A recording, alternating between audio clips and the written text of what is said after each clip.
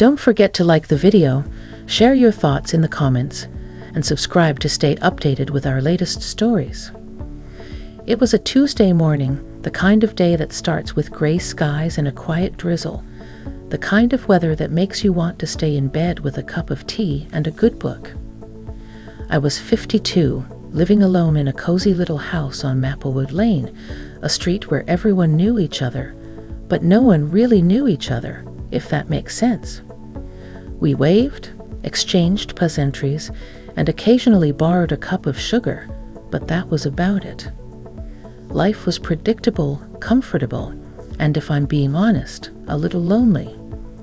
That morning, I was sitting at my kitchen table, staring out the window at the rain-soaked garden. My hydrangeas were blooming, their blue petals heavy with water, and the oak tree in the backyard swayed gently in the breeze. I was lost in thought, sipping my chamomile tea, when I heard a knock at the door. Now, I wasn't expecting anyone. My son David was busy with his own life in the city, and my friends were all tied up with their families or work.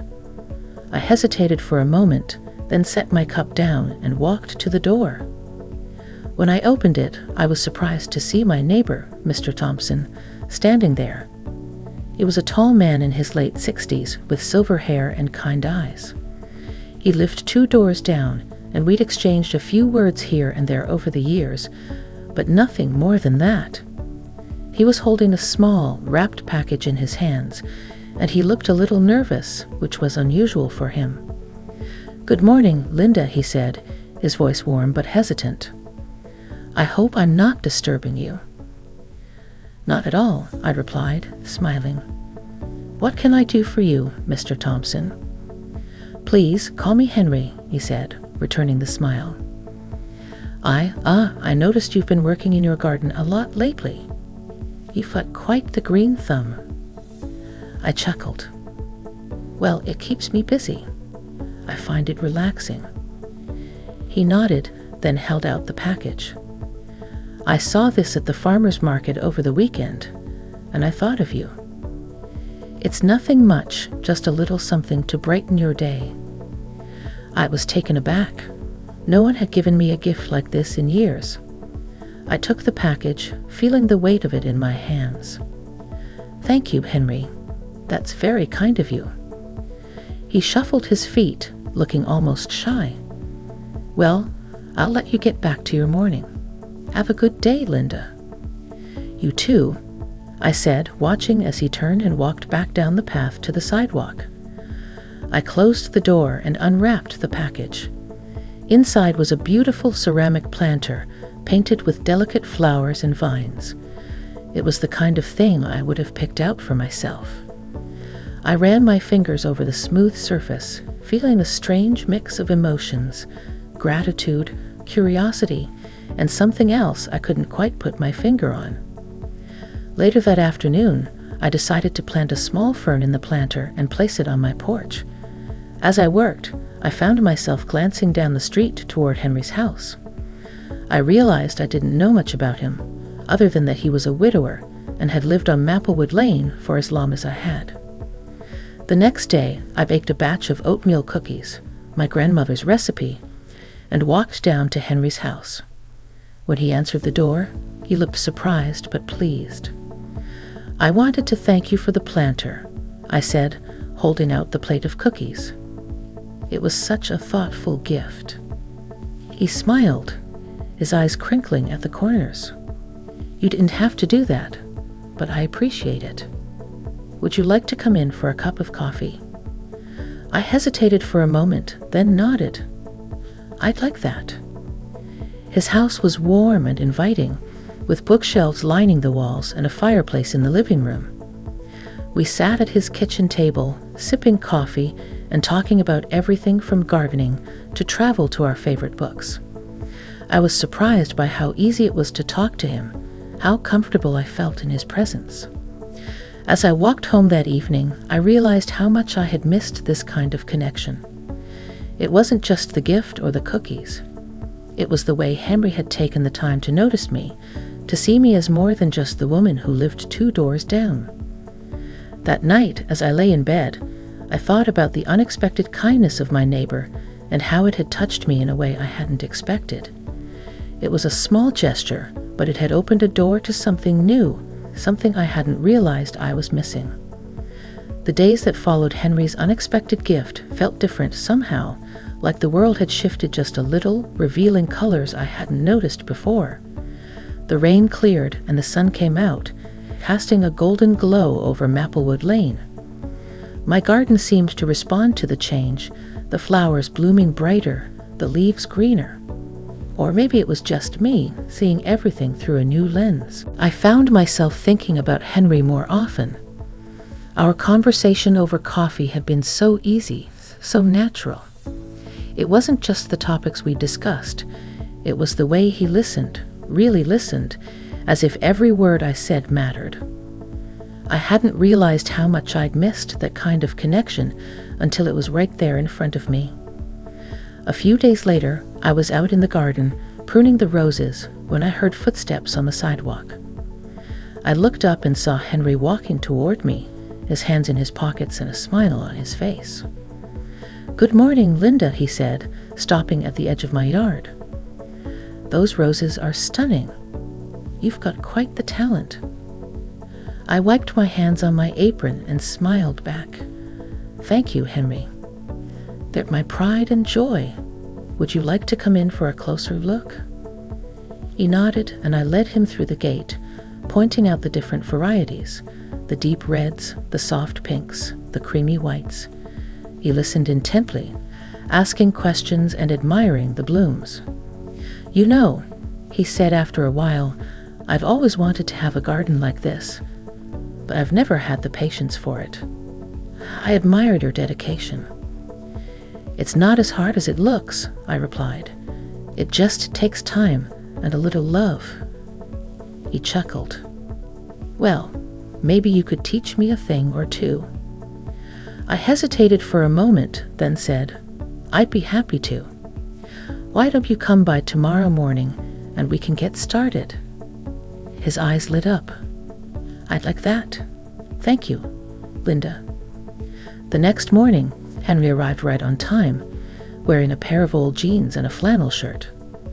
I handed him a pair of gardening gloves and showed him how to prepare the soil for planting. We worked side by side, talking and laughing as we dug and planted and watered. It was surprisingly fun, and I found myself enjoying his company more than I had expected. As the days turned into weeks, our gardening sessions became a regular thing. We'd meet in the mornings, sometimes at my house, sometimes at his, and work on whatever needed to be done. It wasn't just about the plants, though. It was about the conversations, the shared moments, the growing connection between us. One afternoon, after we'd finished planting a row of tulips in his backyard, Henry suggested we take a break and sit on the porch. He brought out a pitcher of iced tea, and we sat in the shade, sipping our drinks and watching the birds flit around the yard. "You know," he said after a while, "I've lived on this street for over 20 years, and I've never really gotten to know my neighbors. I guess I've always been a bit of a loner." I nodded, understanding exactly what he meant. "I know what you mean. It's easy to get caught up in your own little world and forget there are people right next door." He looked at me, his expression thoughtful. "I'm glad you moved in, Linda. You've made this place feel like home again." His words touched me deeply, and I felt a lump form in my throat. "Thank you, Henry. That means a lot." We sat in silence for a while, the kind of comfortable silence that doesn't need to be filled with words. The sun was warm on my face, the breeze gentle, and for the first time in a long time, I felt truly at peace. As the weeks went by, Henry and I grew closer. We started sharing more than just gardening tips. We shared stories about our lives, our families, our dreams. I learned that he had been a teacher before he retired, that he loved jazz music and had a soft spot for old movies. He told me about his late wife, Margaret, and how much he missed her. "She was the love of my life," he said one evening as we sat on my porch, watching the sunset. I never thought I'd find someone who could make me feel that way again. I looked at him, my heart aching for the pain in his voice. I understand. It's hard to lose someone you love. He nodded, his eyes distant. But I think she'd be happy to see me like this, spending time with someone who makes me smile. His words stayed with me long after he'd gone home that night. I lay in bed, staring at the ceiling, thinking about Henry and the unexpected friendship we'd built. It wasn't something I had planned or expected, but it had become an important part of my life. And as I drifted off to sleep, I couldn't help but wonder where this journey would take us next. Life has a way of testing us, doesn't it? Just when you think you've found your footing, something comes along to shake things up. For Henry and me, that something was a storm, a big one. It was late September, and the weather had been unusually warm for that time of year. The leaves on the trees were just starting to turn, painting the neighborhood in shades of gold and red. Henry and I had been spending more and more time together, not just gardening, but also sharing meals, watching movies, and even taking a few day trips to nearby towns. It felt like we were building something special, something real. But then the storm rolled in. It started as a distant rumble of thunder, a dark line of clouds on the horizon. By evening, the wind had picked up, and the rain was coming down in sheets. I stood at my living room window, watching the trees sway and the rain pound against the glass. The power flickered once, twice, then went out completely, plunging the house into darkness. I fumbled for a flashlight and lit a few candles, trying to make the best of it. But as the storm raged on, I couldn't shake the feeling of unease that settled in my chest. Then I heard it, a loud crash, followed by the sound of splintering wood. My heart leaped into my throat. I grabbed my raincoat and flashlight and ran outside, the wind whipping my hair and the rain soaking through my clothes in seconds. I followed the sound to Henry's house, where I saw the source of the noise. A massive oak tree in his backyard had been struck by lightning and had fallen, crashing through part of his roof. My stomach dropped. "Henry," I shouted, rushing to his front door. I pounded on it, my heart racing. "Henry, are you okay?" The door opened, and there he was, looking shaken but unharmed. "Linda," he said, his voice tight with worry. "I'm fine, but the tree, it came through the roof." I stepped inside, shining my flashlight around. The damage was worse than I'd thought. The tree had smashed through the corner of the living room, sending debris everywhere.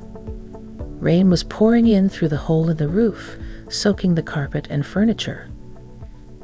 "We need to get you out of here," I said, grabbing his arm. "It's not safe." He hesitated, looking around at the mess. "But my house—" "Your house can be fixed," I interrupted. "But you can't stay here tonight. Come on, you're coming to my place." He didn't argue. I helped him gather a few essentials, some clothes, his medications, a photo of Margaret, and we hurried back to my house through the driving rain. Once we were inside, I handed him a towel and a dry set of clothes. "Go get changed," I said. "I'll make some tea."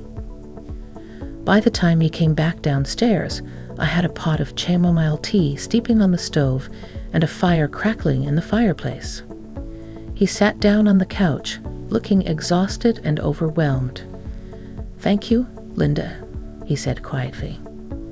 "I don't know what I would have done if you hadn't come." I handed him a mug of tea and sat down beside him. "You don't have to thank me. That's what friends are for." We sat in silence for a while, listening to the storm outside and the crackling of the fire. The power was still out, but the candles cast a warm, flickering light that made the room feel cozy despite the chaos outside. "You know," Henry said after a while, "This reminds me of a night I spent with Margaret during the hurricane. We were young, just married, and we didn't have much. But we had each other, and that was enough." I smiled, feeling a lump form in my throat. "She sounds like an amazing woman." "She was," he said, his voice soft. "And you remind me of her in so many ways." His words caught me off guard, and I felt my cheeks flush. "Henry, He reached over and took my hand, his grip warm and steady. "Linda, I know this might not be the right time, but I need to say it. These past few months with you have meant more to me than I can put into words. You've brought light back into my life, and I don't want to let that go." I looked into his eyes, seeing the sincerity and vulnerability there. My heart was pounding, but for the first time in a long time, it wasn't from fear or uncertainty. It was from hope. "Henry," I said softly, "you've brought light into my life too. I didn't realize how much I needed someone like you until you came along." He smiled, a slow, warm smile that made my heart swell. "Then maybe we can figure this out together." I nodded, feeling a sense of peace settle over me. Together. The storm raged on outside, but inside, it felt like the sun had come out. We sat there, holding hands and talking late into the night, until the rain finally stopped and the first light of dawn began to creep through the windows. The morning after the storm dawned clear and bright, the kind of day that makes you believe in fresh starts. The air smelled of damp earth and fallen leaves, and the sunlight streaming through my windows felt like a promise. Henry and I sat at the kitchen table, sipping coffee and eating toast with jam, the events of the previous night still fresh in our minds. "I should call the insurance company," Henry said, breaking the comfortable silence. "And maybe a contractor to take a look at the damage." I nodded, reaching across the table to squeeze his hand. "We'll figure it out, one step at a time." He smiled, his eyes warm with gratitude. "I don't know what I'd do without you, Linda." "You don't have to find out," I replied, smiling back. Over the next few days, we worked together to get Henry's house back in order. The insurance adjuster came and assessed the damage, and a contractor started repairs on the roof. It was a lot of work, but it felt good to be doing something tangible, something that brought us even closer together. One evening, after a long day of cleaning up debris and sorting through damaged belongings, Henry and I sat on my porch, watching the sun set over Maplewood Lane. The sky was a riot of colors, pinks, oranges, and purples blending together in a way that took my breath away. "You know what," Henry said, breaking the silence, "I've been thinking a lot about what you said the other night, about figuring this out together." I turned to look at him, my heart skipping a beat. And he took a deep breath, his expression serious but hopeful. "I don't want to waste any more time, Linda. Life's too short, and I've already spent too much of it alone. I want to be with you, if you'll have me." Tears welled up in my eyes, and I blinked them away, not wanting to miss a single moment of this. "Henry, I feel the same way,"